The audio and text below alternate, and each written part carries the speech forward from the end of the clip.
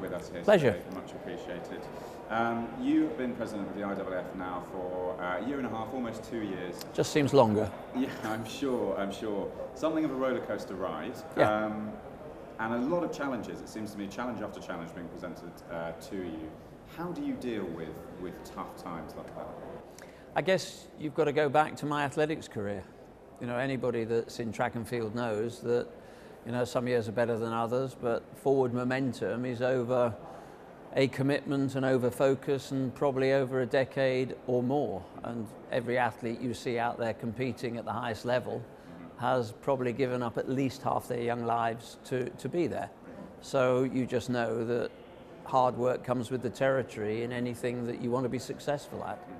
Sports politics, obviously a world that you've been involved in for some time now, is that more difficult to navigate than the day-to-day grind of being a top-level athlete? What's the tougher challenge? There are different challenges. There are different challenges.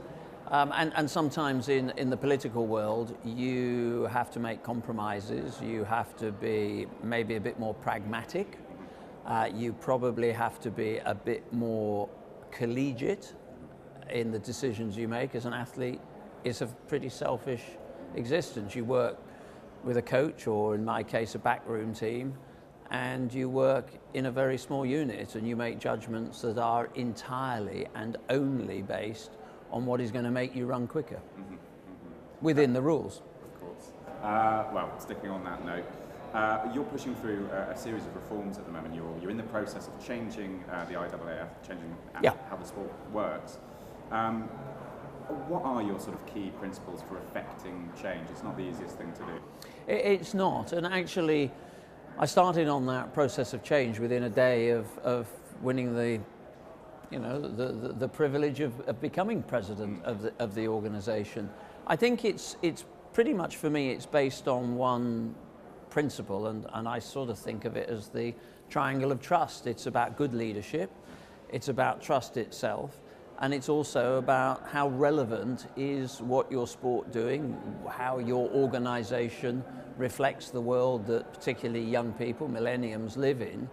And somewhere in that triangle, you've got to figure out the right kind of space and the right actions that maintain that trust, maintain the forward momentum, the relevance, but actually sometimes take tough leadership decisions that don't always appear popular at the time, but you know are the right decisions for the right foundations long after I've left the scene.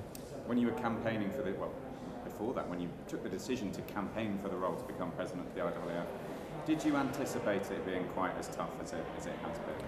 Look, I think if you take a leadership role in an international federation, you know that that's a tough, that's a tough option. There were easier things, I guess, for me to have embarked upon, but I've never predicated the jobs I've done on sort of risk or the downside. I probably wouldn't have set foot in a London bid that was sitting, roughly in 4th place out of 5 runners and riders, a year and a half out from the vote in Singapore. I probably wouldn't have become a Conservative Member of Parliament in the last 5 years of a government. I possibly wouldn't have chosen distances I did, where everybody told me you're not the right shape and size to do what you're hoping to do, if I'd sort of balanced it off against risk and probability. I've tended to be in a lucky position where I've always done, frankly, the things that I've been passionate about. Okay. Lord Cope, thank you very much indeed. Pleasure.